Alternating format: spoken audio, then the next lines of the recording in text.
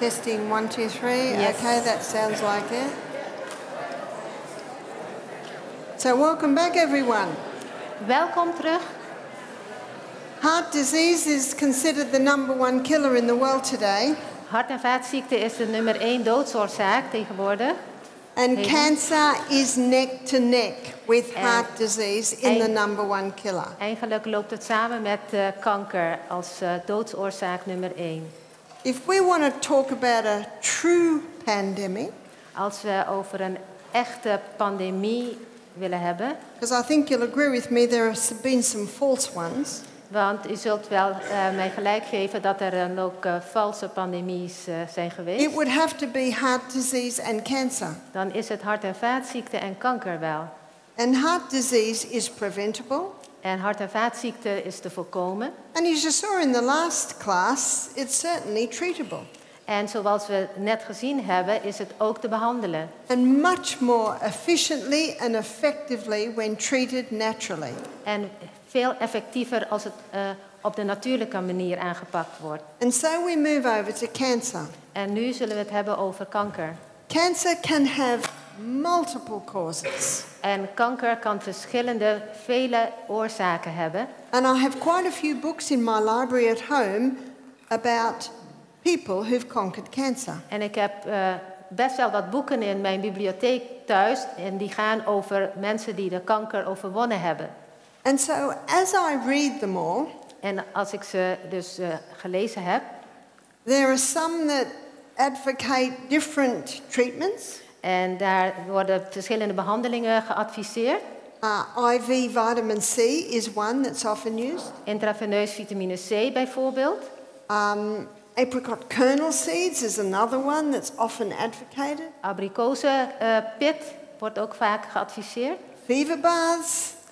Koortsbaden. So I see a lot of different ones, but what I look for when I read these books is the common denominators. En dus ik zie verschillende middelen om dat te verhelpen, maar waar ik naar op zoek ben is de gemene deler. And I have found 3 common denominators with all of these books. En onder al deze boeken heb ik 3 behandelingen gezien die ze allemaal adviseren. Because what we want to know is what cancer hates and what cancer loves. En wat we willen weten is waar kanker van houdt en waar kanker niet van houdt. Because if we know what cancer loves, we don't want to give it that. En als we weten waar kanker van houdt, dan willen we dat niet geven. We want to create an environment in the body that cancer cannot survive. En wij willen een omgeving creëren in het lichaam waar kanker niet kan heersen. So we want to know what it hates. Dus we willen weten waar kanker niet van houdt. Cancer loves glucose. En kanker houdt van glucose, van suiker. In fact, it consumes 15 times the glucose of any other cell. En in feite verbruikt het 15 keer de glucose van elke andere cel. Let's go to the cell and have a look at this. We kijken naar de cel. The glucose goes in, and remember it goes through a 20-step pathway. Glucose komt de cel in en het doorloopt een weg van 20 stappen. It gives us 2 units of energy. Het geeft ons 2 energie-eenheden. The end result of the 20-step pathway is a chemical form of glucose called pyruvate. En het resultaat van deze stappen van deze weg is een chemische vorm van glucose en dat is pyruvaat. And that chemical form of glucose, called pyruvate, is fed into the powerhouse of the cell. En deze chemische vorm die gaat in de energiecentrale van de cel. Called the powerhouse of the cell because it gives us 36 units of energy. En het heet zo omdat het ons 36 eenheden energie geeft. This pathway here is a very fast pathway. En deze weg is een snelle weg, dus een snelweg. A very fast pathway consuming 15 times the glucose. En die verbruikt 15 keer de suiker. The 8-step pathway is a slow pathway. En die weg van 8 stappen is een langzame weg. So it can wait for the glucose to come from the carrot and the potato and the celery. Dus deze weg kan wachten op de glucose die afkomstig is van de aardappels, van de celery en andere groenten. This 8-step pathway produces this much energy because it contains oxygen. En deze weg van 8 stappen, wat heel veel energie geeft, verbruikt zuurstof. Whereas the 20-step pathway, it does not use oxygen. Terwijl die langere weg geen zuurstof verbruikt. It produces energy by the process of fermentation. En het produceert energie door fermentatie. Cancer hates no glucose. En kanker haat het niet hebben van suiker, van glucose. Because the fact is, in a low glucose diet, cancer cells can self-destruct because they need this high glucose coming in. In een laag glucose dieet kunnen de kankercellen zichzelf vernietigen, omdat zij dus heel veel suiker nodig hebben om zich te kunnen vermenigvuldigen. Cancer hates oxygen. Kanker haat zuurstof. It can't live in the presence of oxygen. Het kan niet leven in de aanwezigheid van zuurstof. So it loves it when there's low oxygen. Dus het vindt het fijn als er weinig zuurstof is. Can you see what part of the cell that the cancer cell runs at? Ziet u welk deel van de cel waar kanker dus gedijt? It's in this part of the cell that consumes high amounts of glucose. In dat deel van de cel waar veel glucose verbruikt wordt. Produces energy by the process of fermentation, so no oxygen. Dus waar energie verkregen wordt door fermentatie, niet door zuurstof. Cancer loves an acid environment. En kanker houdt van een zuur milieu. So it finds it hard to thrive in an alkaline environment. Dus vindt het heel moeilijk om te gedijen in een basismilieu. And so no matter what the cause of the cancer. Het maakt niet uit wat de oorzaak is van de kanker. And we can talk about a few specifics. We zullen het straks hebben, specifiek over enkele specifieke details hebben. So no matter what type or what the cause. Maakt niet uit welk type of de oorzaak. This is what we aim to provide. En dit is ons doel om te bewerkstelligen. A very low glucose diet. Een laag glucose dieet. And I will define that for you. Ik zal dat straks nader toelichten. We aim to increase the oxygen levels in the cell. Ons doel is om het zuurstofgehalte in de cel te verhogen. And we also look at creating an alkaline environment. En wij willen ook een basismilieu creëren. We looked at that yesterday. We hebben gisteren daarna gekeken. A lady said to me, Barbara, a group of doctors in the US are testing cancer. Barbara, een aantal artsen in de Verenigde Staten doen onderzoek naar kanker. And they are discovering that cancer loves this environment. En ze hebben ontdekt dat kanker die omgeving daarvan houdt. I said, well, I'm very glad to hear that, but did you know? Ik ben heel blij dit te horen, maar weet je dat Dr. Otto Warburg got a Nobel Prize in 1946 for discovering that? Maar Dr. Otto Warburg heeft dat ook ontdekt en daar een Nobelprijs voor gekregen in 1946. So they're a little bit late. But the tragedy is Het tragische is that this is not acknowledged medically. Dat dit niet onderkend wordt. And yet in 1946 they knew it. En 1946 was het al bekend. Unfortunately, the Rockefellers and the Rothschilds came along with big funding. Ja, triest genoeg kwamen de Rockefellers en anderen met een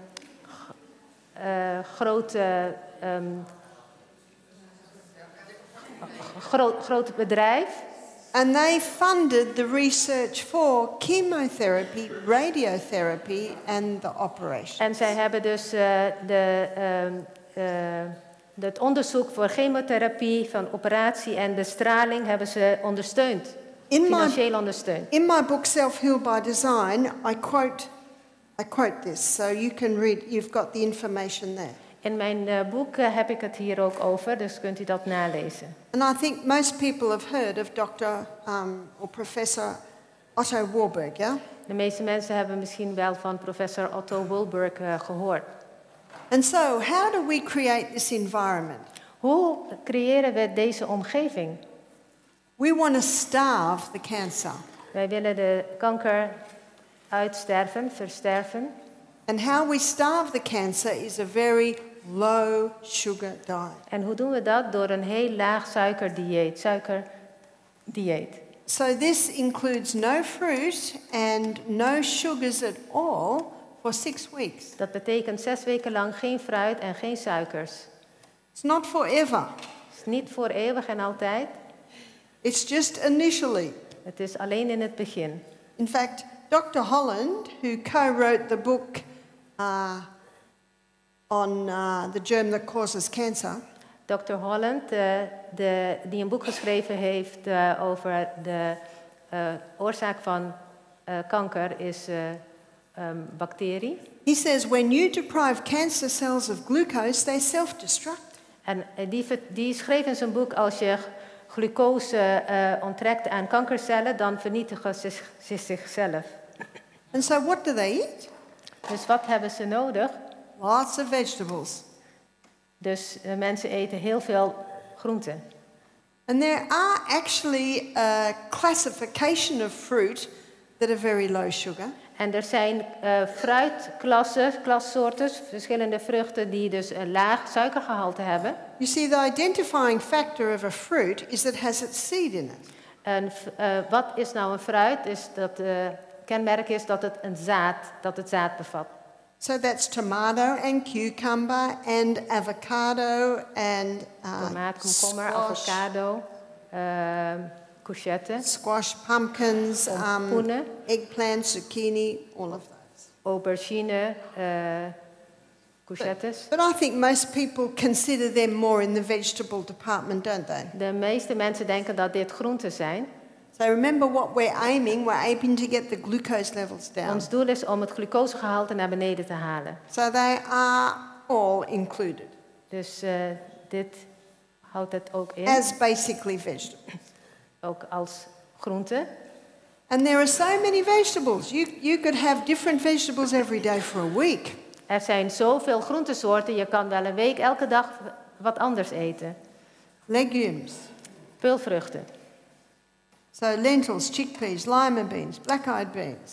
Linzen, kikkererwten, zwartoogboontjes. One lady who went on this diet, she said, I have lentils on Monday. She said, I have organic tofu Tuesday. I have chickpeas Wednesday. En maandag heb ik linzen en tofu dinsdag en kikkererwten woensdag. And so that's how she made it a variety. Ja, en zo varieerde zij dat. And nuts and seeds. En noten en zaden. Now let's have a look if this includes our 3 essential food groups. En we zullen even kijken of dat klopt met onze essentiële voedingsgroepen. Fiber, it certainly gets a tick. They all have fiber. Ze hebben allemaal vezel. Protein. Eiwitten, proteïne. So, protein is found in your legumes, nuts and seeds, so we get a tick there. Dat zit in de peulvruchten en de noten en de zaden. Fat in your nuts and your seeds, and you certainly get a tick there. In je noten en je zaden. So those contain all the essential food groups. Dus dat bevat alle essentiële voedingsgroepen. And remember, it's only for 6 weeks. En het is alleen maar voor gedurende 6 weken. I said to one man, how are you finding it? En ik vroeg aan een van de gasten van, hoe vindt u dat? He said, I love it, I'm alive. Ik vind het heerlijk en ik leef. Also, it must be very important to make sure there's no chemical exposure. En u moet ervan verzekerd zijn dat er geen chemische Dat je geen chemische stoffen, blootgesteld staat aan chemische stoffen. And definitely no mold exposure. En ook niet blootgesteld staat aan schimmel. We have a book in our library at home called Cancer is a Fungus. En we hebben een boek, is getiteld Kanker is een schimmel. And remember, fungus is an opportunist organism. We looked at that on Monday night. En we hebben maandag gezien dat schimmel een opportunist is.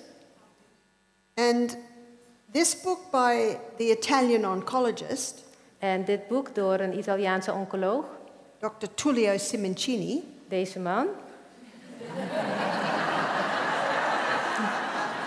I've come under a lot of criticism by quoting his book.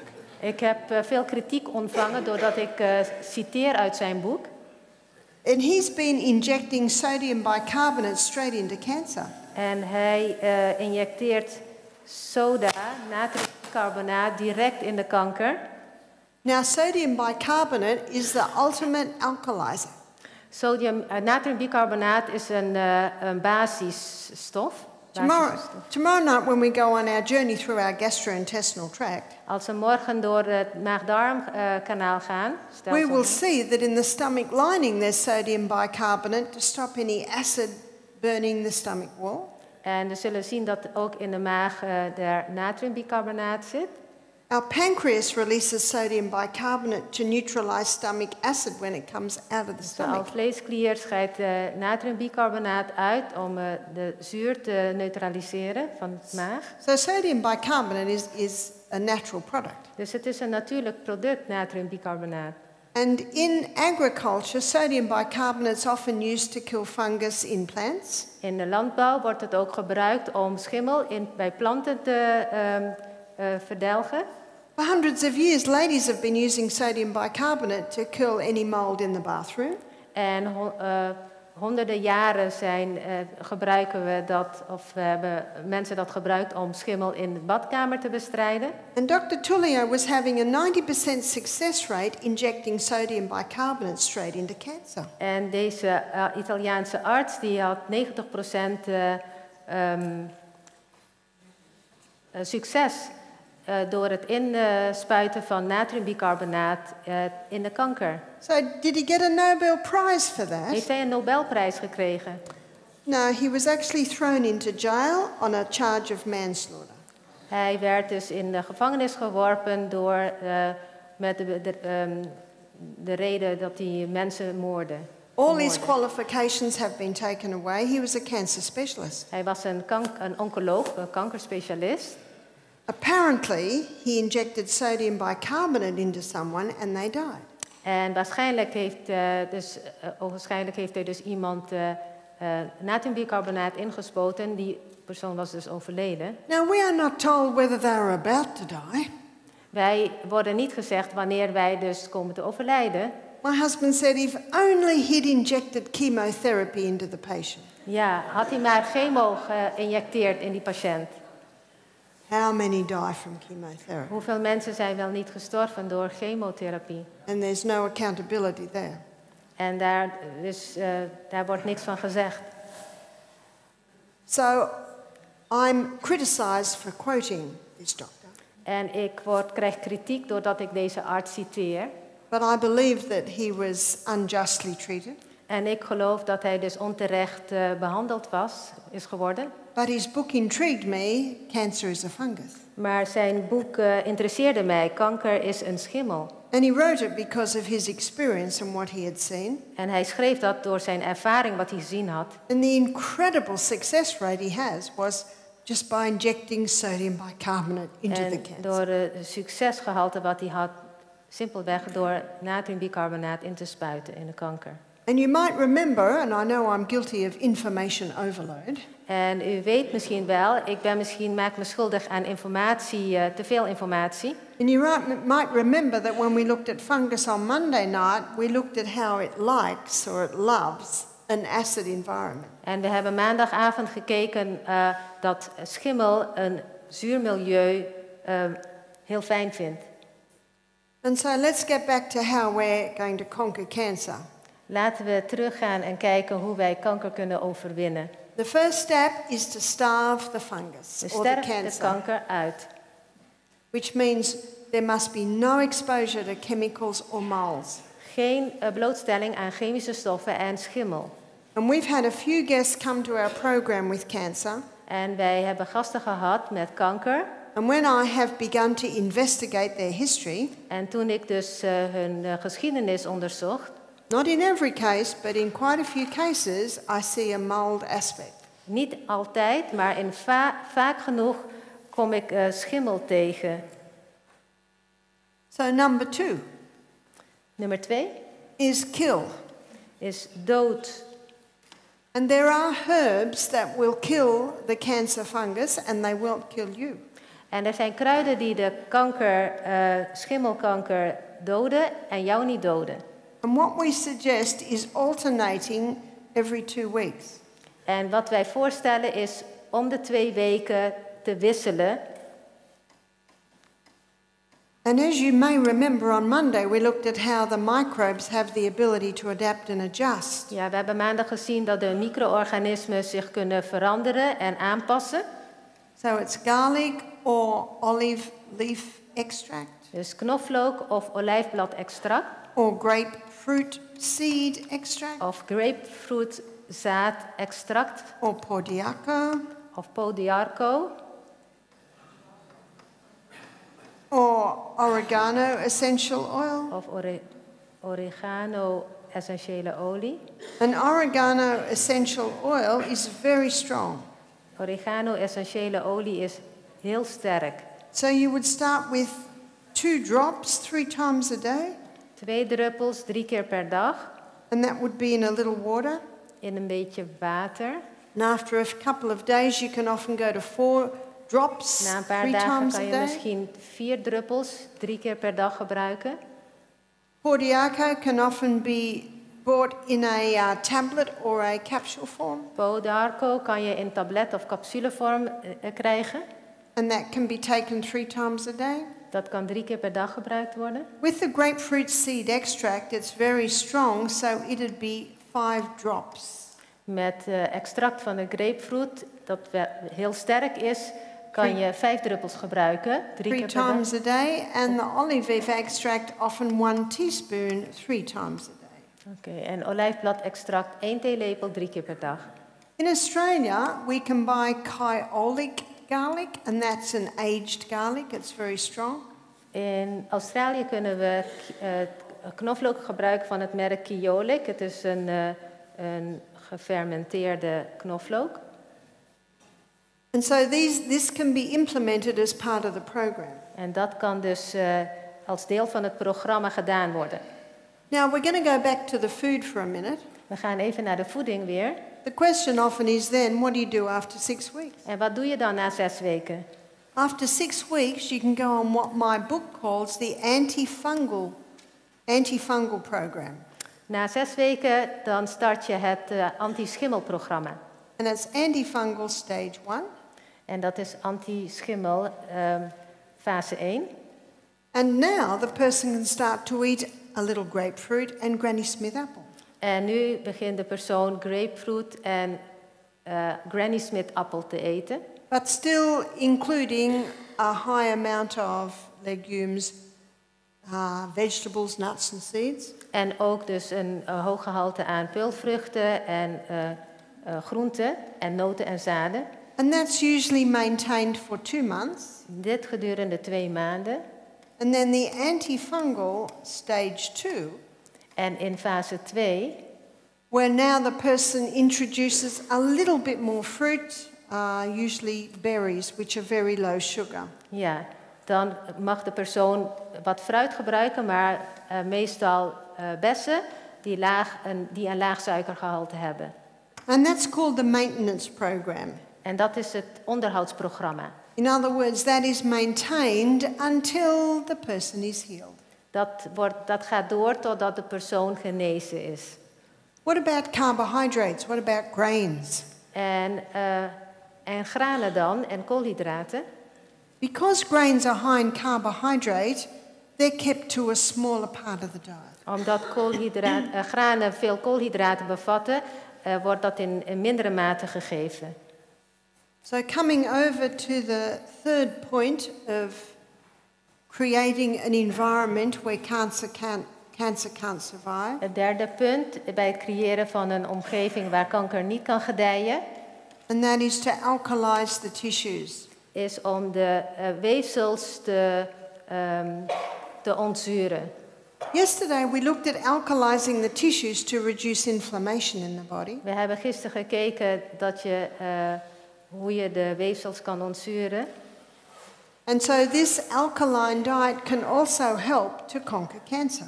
En dit dieet kan ook helpen om kanker te overwinnen. But there are some specifics to increase the alkalinity in the tissues. En er zijn specifieke dingen om het milieu in de weefsels meer basis te krijgen. And one is green drinks. En één is groene drankjes. So this is the molecular structure of human blood. Dit is dus een molecuulstructuur van menselijk bloed. And this is the molecular structure of plant blood. En dit is de molecuulstructuur van het bloed van planten. It looks very similar, doesn't it? Er zit heel veel overeenkomst in. And there's one difference. The middle molecule in human blood is iron. Er is één verschil. Het middelste molecuul in het bloed van mensen is ijzer. And the middle molecule in plant blood, which is green juice, is magnesium. En het middelste molecuul in plantaardige bloed, dat groene sappen is magnesium. So plant blood is often called chlorophyll. Ja, plantaardig bloed wordt vaak chlorofiel genoemd. And you can buy liquid chlorophyll. En je kan vloeibaar chlorofiel kopen. So some people choose to do that. Sommige mensen kiezen daarvoor. At Misty Mountain Health Retreat, we gather wild greens and we make our own green drinks. Ja, in het gezondheidscentrum maken we onze eigen groene sappen door wilde kruiden. And the recipe is in my book. En het recept staat in het boek. We call it the Great Green Drink. De mooie groene drank. So we gather pumpkin tips, all manner of edible greens, usually just 4 different types, and we usually make sure one is mint. One is meat? Mint. 4 different types of greens, and one is mint. Oh, mint. Oké. Er zijn 44 andere groene soorten en eentje daarvan is mint. So it tastes a bit better. Zodat het lekkerder smaakt. So we gather about 4 cups, mix it with 4 cups of water in a blender and strain it. So they're basically drinking green water. Ja, ze drinken dus groen water, 4 koppen kruiden en 4 kopjes water. En dan wordt dat samen geblenderd. So if you drink sodium bicarbonate, all you'll do is neutralize stomach acid. Als je sodiumbicarbonaat drinkt, dan neutraliseer je je maagzuur. And we want to alkalize the tissues. En wij willen het weefsel ontzuren. And do you remember yesterday we saw that dark green leafy vegetables is very alkaline because of the alkaline minerals? En we hebben gezien dat donkergroene bladgroente heel basis is door de mineralen die erin zitten. And the alkaline minerals are magnesium, sodium, calcium and potassium. En de basische mineralen zijn magnesium, calcium, natrium en kalium en ijzer. And iron. So they're the 5 alkaline minerals. Dus de 5 basische mineralen. And your dark green leafy vegetables are very high in them. En donkere bladgroenten, daar zit veel basische mineralen in. Now, if you don't have a big garden and you can't make your own green drinks, you can buy green barley powders. En als je geen tuin hebt en je groene sap niet kan maken, dan kan je gerstenpoeder kopen. You can buy super green powder mixes. There's a variety of green powders. Er is heel veel variëteit wat je kan kopen. So my suggestion is that you take the green powders as a mixed with water, maybe a bit of lemon, 3 times a day.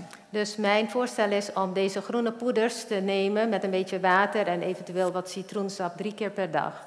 At Misty Mountain Health Retreat, we have a hyperbaric chamber. In het gezondheidscentrum hebben wij een hyperbare zuurstoftank. And a hyperbaric chamber is a is where a person goes in and under pressure oxygen is going into the body. Dat is een ruimte waar de persoon ingaat en zuurstof onder druk krijgt toegediend, als het ware. Hyperbaric chambers were developed for divers with bends. Ja, het werd ontwikkeld voor mensen met... Divers, deep sea divers. Met diepzeeduikers. You see, air is 79% nitrogen and 21% oxygen. Lucht bevat 79% stikstof en 19% zuurstof. And when the divers come up too quickly from down deep, the nitrogen can't disperse and it goes into little pockets in their joints and muscles. Ja, en als de duiker te snel omhoog komt, dan kan de stikstof niet kwijt en dan stapelt zich in het weefsel in het lichaam. And they found that when they put them into these hyperbaric chambers, which put the oxygen in under pressure, it caused the nitrogen to disperse as a gas. En ze ontdekten dat als je die mensen dan in zo'n zuurstoftank zet, waardoor ze zuurstof onder hoge druk toegediend kregen, dat ze de stikstof wel kwijt konden. But many hospitals are using hyperbaric chambers now because they're finding it helps with cancer, it helps with wound healing. Ja, in het ziekenhuis wordt het ook gebruikt omdat het helpt bij kanker, maar ook om wondgenezing te bevorderen. Because more oxygen going into the cell, more energy. That's more energy to heal. Hoe meer zuurstof de cel ingaat, hoe meer energie je hebt ook om te genezen. Now, not everyone has access to a hyperbaric chamber. Dus niet iedereen kan deze therapie doen. But you can do much to increase your oxygen by breathing through the nose. Maar je kan toch heel veel doen om je zuurstofgehalte te verhogen door je neus in te ademen. Breathing low, slow, deep. En laag, diep en langzaam te ademen. And also implementing an exercise program. En ook door een bewegingsprogramma te doen. So that once again brings us back to those sustain me principles. En dan zijn we weer terug bij de principes van sustain me. And what we also have as an option is sodium bicarbonate wraps. Wat we ook nog kunnen doen, dat zijn soda-wikkels. This is demonstrated on the internet. Op internet is daar een demonstratie van. I was in Invercargill in New Zealand in about 2018. Ik was in 2018 in Nieuw-Zeeland. And a Indian doctor asked me to go and give a series of meetings. En een Indiase arts die vroeg mij lezingen te geven. And he asked me to demonstrate the sodium bicarbonate wraps. En hij vroeg mij om dus dit te demonstreren, deze behandeling. It's quite an involved treatment and I have never done it in a public meeting before. En het is, het vergt wat tijd en inspanning en ik had het nooit publiekelijk laten zien. But he was keen for me to do it, so I did it. Maar hij wilde dat heel graag, dus dat deed ik ook. His 15-year-old son was our patient. En zijn zoontje van 15 was slachtoffer. And his wife is also a registered nurse. She was my attendant. En zijn vrouw was mijn hulp, die een verpleegkundige is. And they filmed it. En ze hadden het gefilmd. And they put it up on YouTube. En het kwam dus op YouTube terecht. So you can Google Barbara O'Neill and sodium bicarbonate wraps and you can see the En demonstration. u kunt het dus opzoeken en deze demonstratie zien. But basically it's about 2 kilos of sodium bicarbonate and 5 liters of hot water. Het komt neer op 2 kilo natriumbicarbonaat en 5 liter water. And a little lemon to activate the process. En citroensap om het proces te activeren. And we dip towels in and wring them out and bit by bit we wrap up the whole body. Ja, en wij deden handdoeken in en wrongen die uit en wikkelden het lichaam met deze handdoeken. And then we wrap a big woolen blanket around the person. En dan een grote wollen deken om de persoon. Must be wool and wool only. Alleen wol.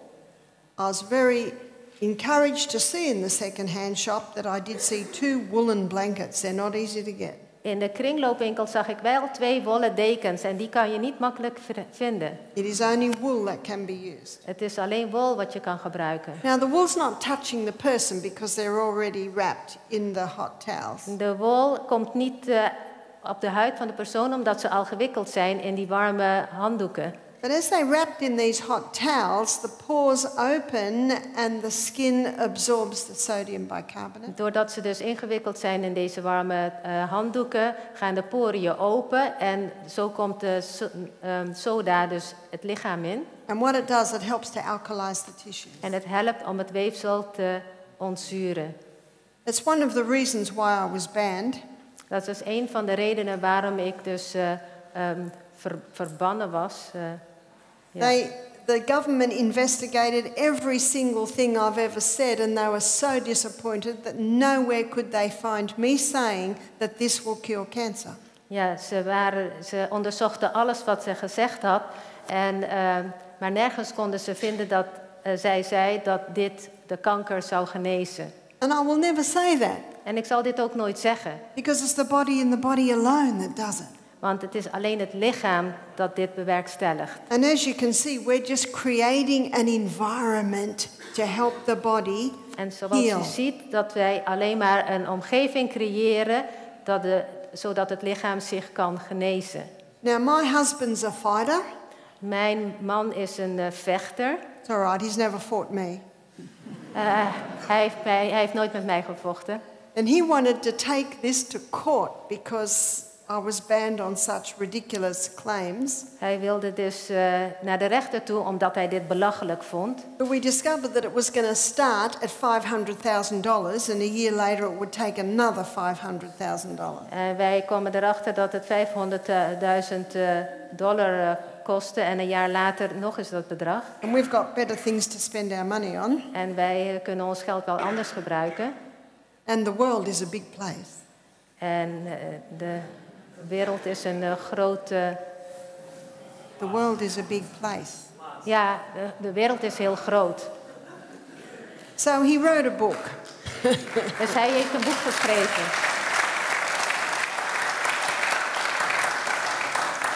So praise God I was banned, otherwise I wouldn't be here today. Ja, prijs de Heer dat ik dus verbannen was, anders zou ik hier niet zijn. But that book, The Assassination of Barbara O'Neill, was basically my husband wanting to defend me. Ja, dat boek is eigenlijk door mijn man gestimuleerd om mij te verdedigen. So if you're interested in the story, there it is. En als u geïnteresseerd bent in het verhaal, het boek is daar te verkrijgen. But let's get back to the most important things. Laten we teruggaan naar de meest belangrijke dingen. But it was these simple sodium bicarbonate wraps that seemed to upset them the most. Maar het zijn deze eenvoudige soda-pakkingen wat...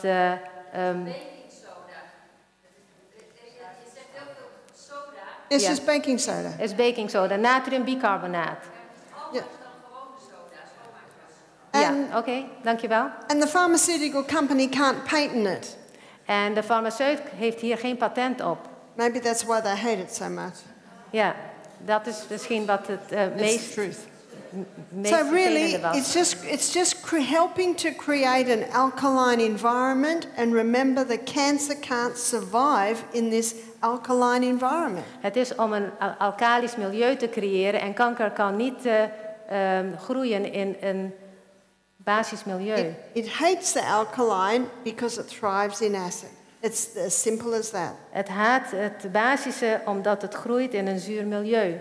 So if someone has stomach cancer, Dus als iemand maagkanker heeft, they could drink a cup of sodium bicarbonate and water first thing in the morning. dan kunnen ze misschien een glas natriumbicarbonaat als eerste in de ochtend gebruiken. And last thing at night. En het laatste 's avonds voor het slapen gaan. But nowhere near digestion. Maar niet tijdens de spijsvertering. Because as you'll see tomorrow when we go on our journey through our gastrointestinal tract. En morgen als we de reis door ons maag-darmstelsel maken. The stomach is acid at mealtimes. Dus is maagzuur tijdens de maaltijden. so that it can break down our food. Zodat het ons eten kan verteren.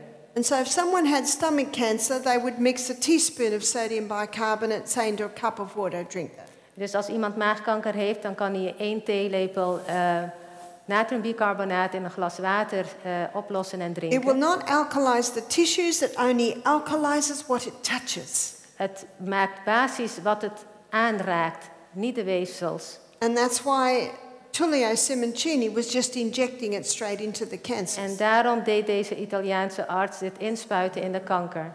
And if someone had throat cancer, they could gargle with the sodium En bicarbonate als iemand water. keelkanker had, kon hij gorgelen met deze oplossing. And if someone had cancer in the last part of the colon, they could have an enema with the sodium bicarbonate water. En als iemand endeldarmkanker heeft, dan kan je dat doen in een klisma. So there are some illustrations of some specifics with a couple of different types of cancers. Dus er zijn voorbeelden van wat specifieke behandelingen in de verschillende kankersoorten. What about lung cancer? En wat zouden we kunnen doen tegen longkanker? Lung cancer is very common in someone who smokes. Longkanker komt vaker voor bij rokers. It's very common in people that have passive smoke as well. En ook bij mensen die passief gerookt hebben. My auntie died of lung cancer and she'd never smoked. Mijn tante overleed aan longkanker terwijl ze nooit gerookt had. But her husband of 25 years smoked all the time. Ja, maar haar man die rookte continu. She died at 65, he died at 85. En zij stierf op de leeftijd van 65 en hij op de leeftijd van 58. And one would say, how could... 68, sorry. 85, sorry. One would say how... 65 en 85, heel triest. One would say, how could that be? Hoe kan dat? You know, there are so many different factors that come to make us who we are. Ja, er zijn een heleboel factoren die bij elkaar komen en maken wie wij zijn.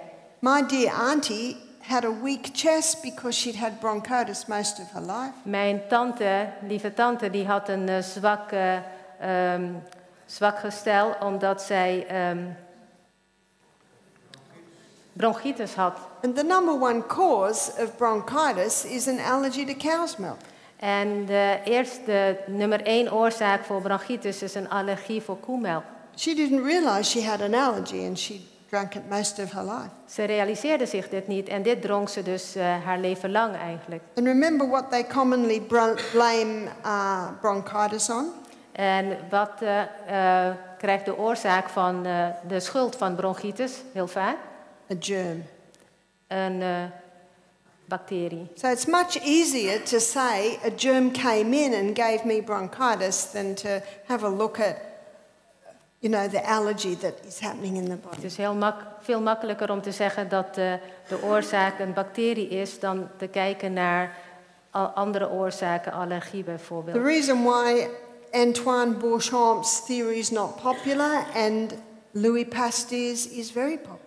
Dat is de reden waarom de theorie van Beauchamp niet populair is en die van Pasteur wel. But by the way, if Louis Pasteur was right and germs cause disease, als Louis Pasteur zijn theorie waar is en dat ziekte komt door bacteriën. and all we need is a drug to kill the germs, why aren't people better? En als alles wat we nodig hebben medicatie is, waarom zijn er dan toch zoveel mensen ziek? Because it's actually not a truth, it's just a theory. Het is niet de waarheid, het is een theorie. But it actually spawned the production of a multi-million-dollar industry called the pharmaceutical industry. Ja, maar het sponsorde eigenlijk een groot bedrijf, een miljoenenbedrijf, de farmaceutische industrie. Yeah, it's true. What I'd like to look at is some specifics now. Wij zullen even naar wat specifieke dingen kijken. So let's have a look at lung cancer. We kijken naar longkanker. So obviously, if a person is a smoker, they must stop. Dus natuurlijk, als iemand rookt, dan moet hij stoppen. And they can do much by just breathing through the nose. En ze kunnen al heel veel doen alleen al door de neus te ademen. See, breathing through the nose compared to breathing through the mouth Neusademhaling vergeleken met mondademhaling is like drinking pure spring water and drinking stagnant bad water. Het verschil is alsof je dus zuiver bronwater drinkt of stilstaand water drinkt. So nose breathing is a protection and a healer to the lungs. Dus neusademhaling is een bescherming en een genezing voor de longen. The person can also make up a mix of sodium bicarbonate and water. De persoon kan ook een mengsel van natriumbicarbonaat maken en dat gebruiken. And put it into a spray bottle. En in een spuitfles doen. Spray and take it in through the mouth, inhaling through the mouth. Sprayen en inademen door de mond. That's the only time you breathe through the mouth. Dat is de enige tijd dat je door je mond mag ademen. But that sodium bicarbonate mist can go into the lungs. En deze nevel komt de longen in. Also a castor oil compress on the lungs. Ook een compress van castorolie. And I think we're looking at natural remedies tomorrow night where I'll show you how to do this. Morgen zullen we het hebben over natuurlijke remedies waar ze dit zal demonstreren. So they're the two specifics for lung cancer. Dit zijn twee specifieke dingen tegen longkanker. What about breast cancer? Wat kunnen we doen tegen borstkanker? On Friday night I'll be looking at hormones. Vrijdagavond zullen we het hebben over hormonen. And I'll be showing you how the yam cream balances hormones. En we zullen zien hoe deze yam cream de hormonen kan balanceren, evenwichtig maken. And I'll be showing you how progesterone is the mother hormone. En ik zal u laten zien dat progesteron een moederhormoon is. And God designed that this mother hormone keep the estrogen under control.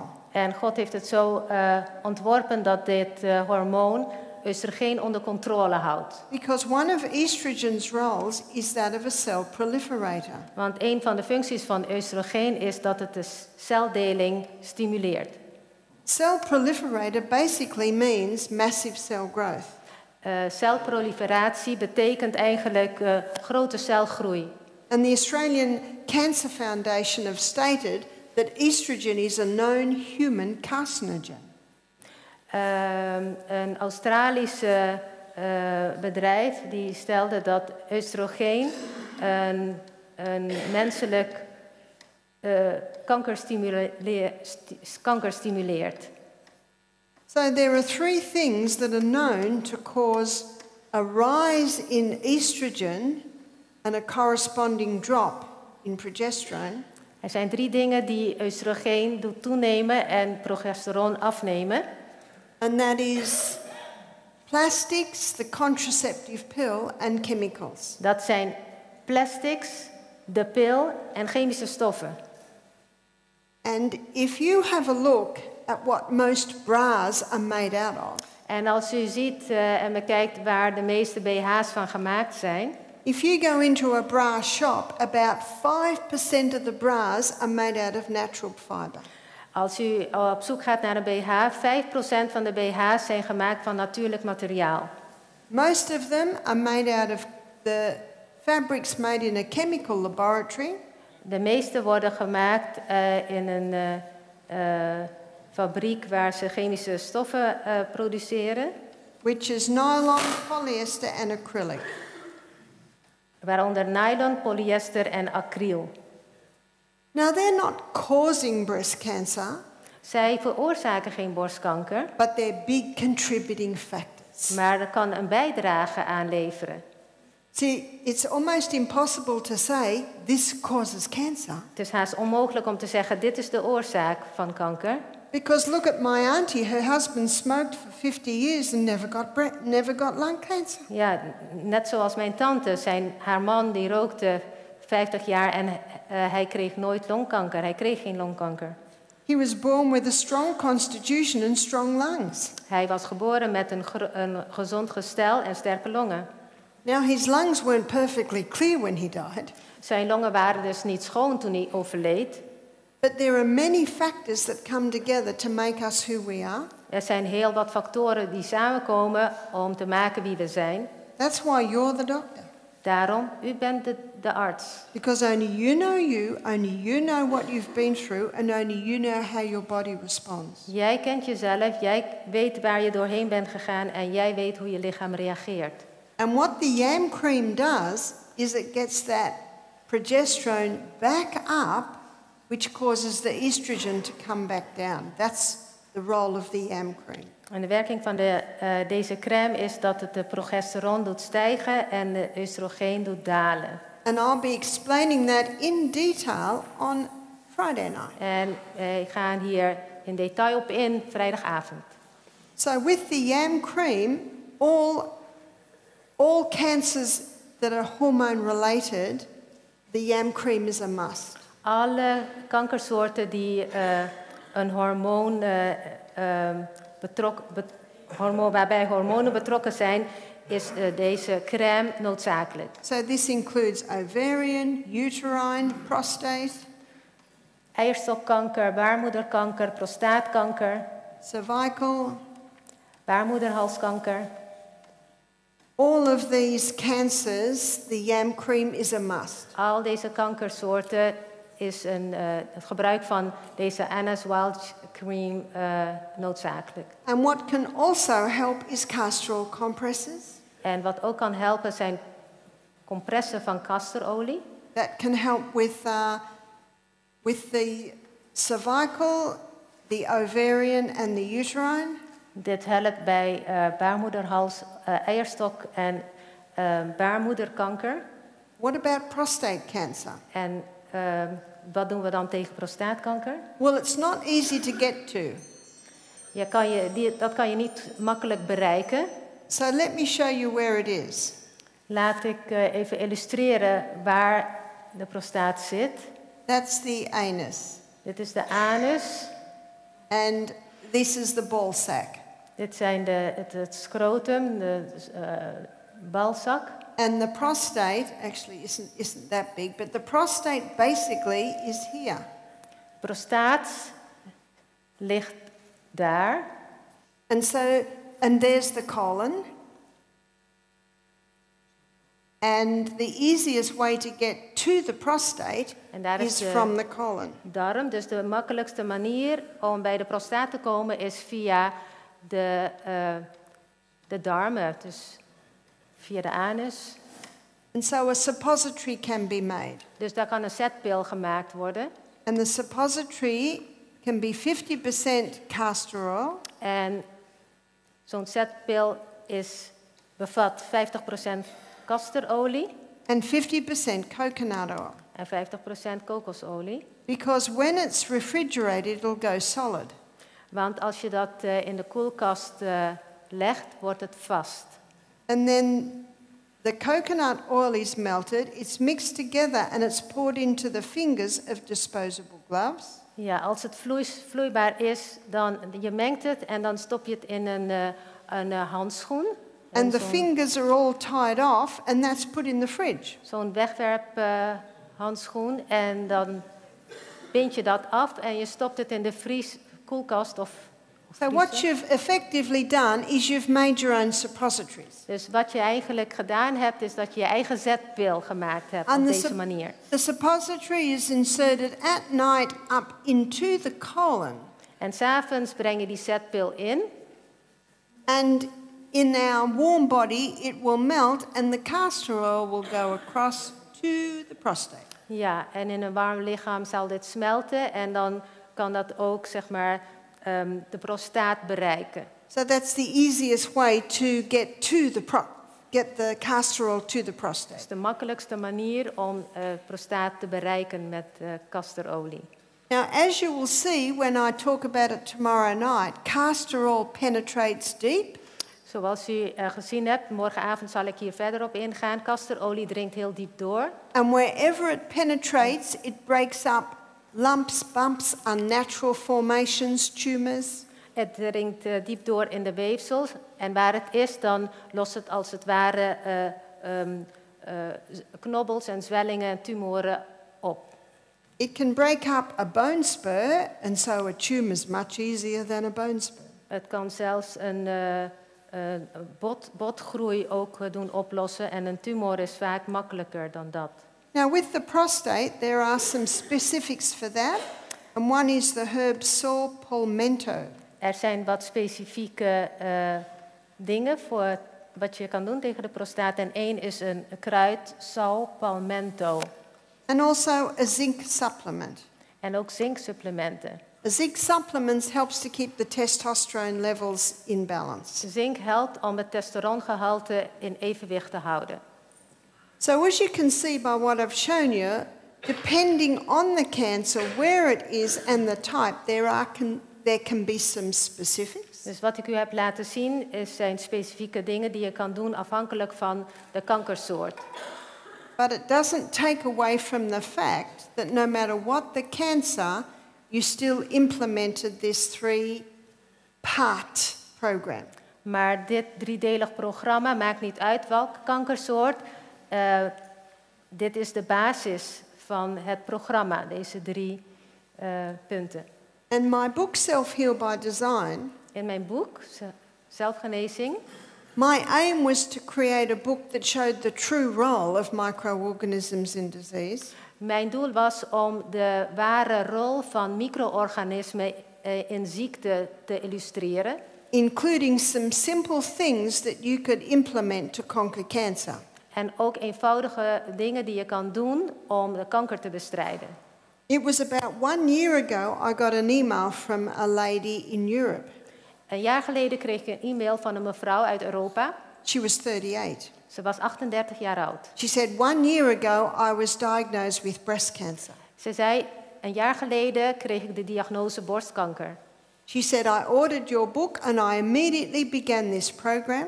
Ik heb jouw boek besteld en ik begon meteen met het programma.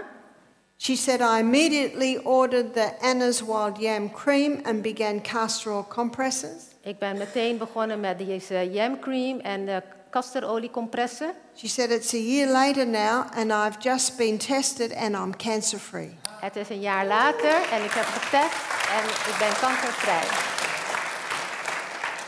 I didn't even meet her, I didn't even see her, I didn't even talk to her. Ik heb haar niet ontmoet, gezien of gesproken.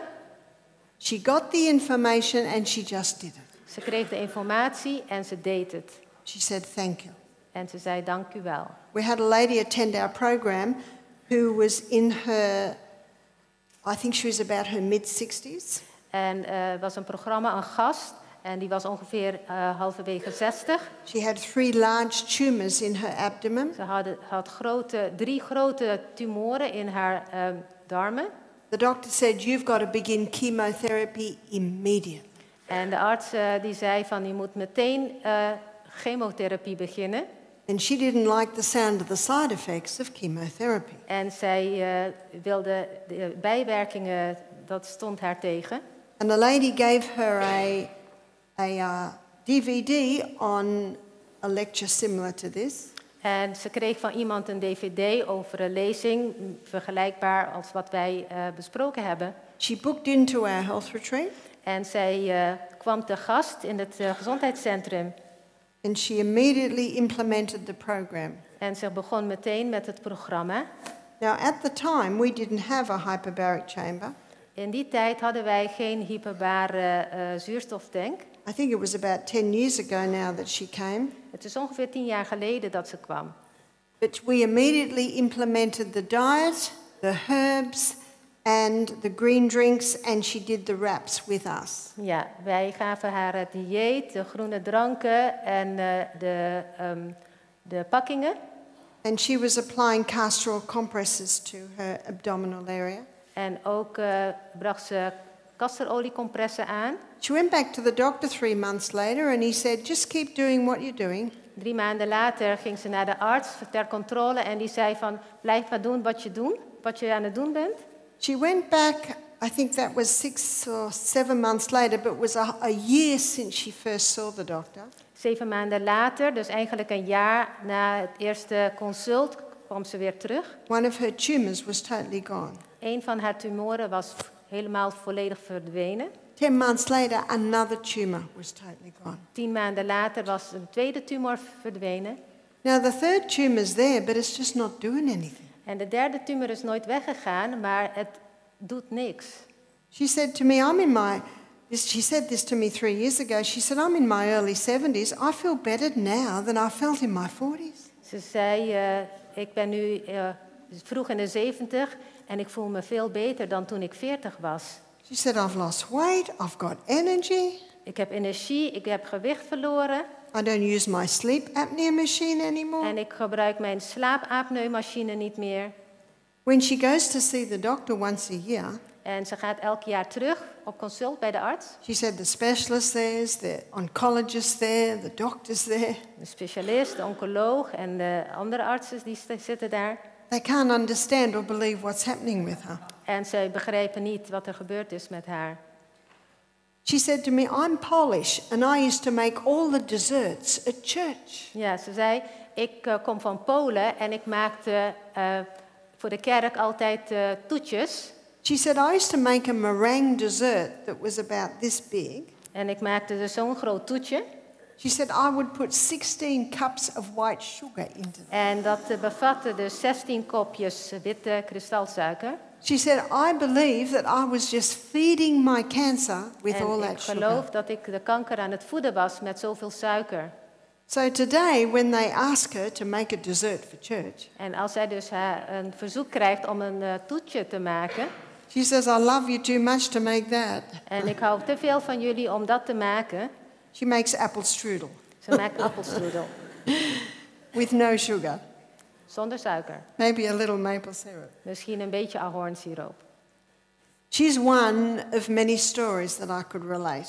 Dat is een van de vele verhalen die ik kan vertellen. So when guests come to us wanting to conquer their cancer, Dus als gasten komen om hun kanker te bestrijden. I say to them, we've seen 3 outcomes.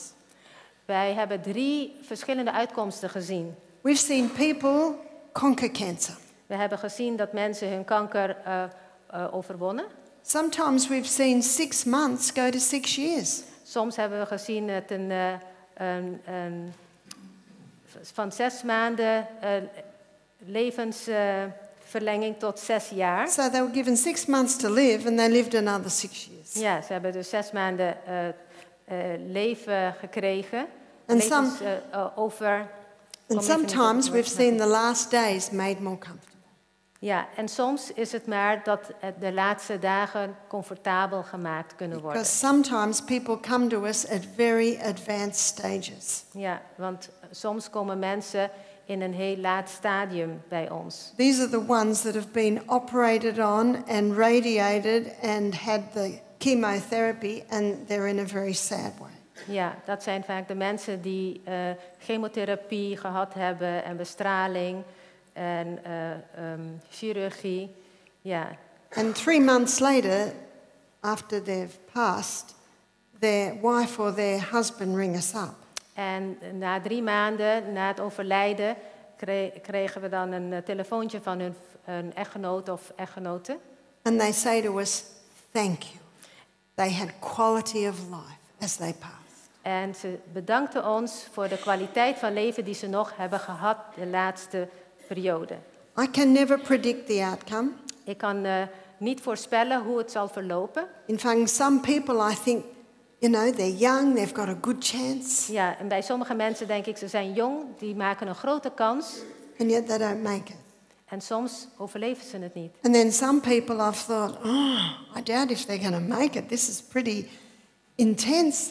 En soms denk ik van, nou, ik vraag me af of deze mensen zullen overleven, want dit is echt heel intensief en ernstig. And then a year later, they contact us that they're cancer-free. En een jaar later, dan krijg ik een telefoontje dat ze kankervrij zijn. So I say to people, we can promise nothing. All we can promise you is we're going to give it our best shot. Ja, ik kan niks beloven, maar wij beloven dat we ons uiterste best zullen doen. But as you can see by these illustrations, it is the body and the body alone that has the power to heal. Maar door deze voorbeelden ziet u dat het lichaam, en alleen het lichaam, heeft dus dat zelfgenezend vermogen.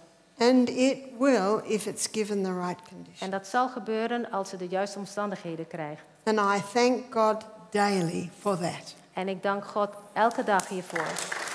Thank you.